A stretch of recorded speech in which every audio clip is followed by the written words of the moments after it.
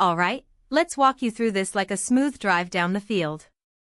You're at your computer, you pop open a browser, Chrome, Edge, Safari, whatever you've got, and you punch in mail.google.com. On that sign-in screen, you're not logging in, you're going on the attack.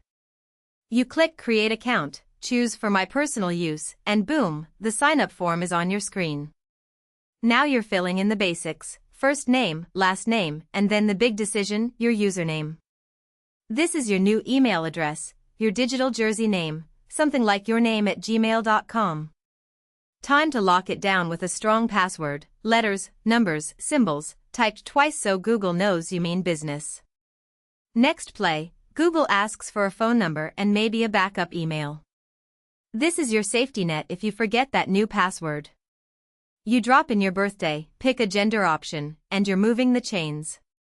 If you added that phone number, here comes a text with a verification code. You grab your phone, type that code in, and just like that, Google confirms it's really you.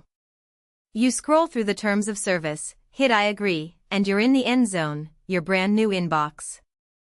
You see inbox, sent, drafts, slam that compose button, and you're ready to fire off your first message. From zero to Gmail hero, game on.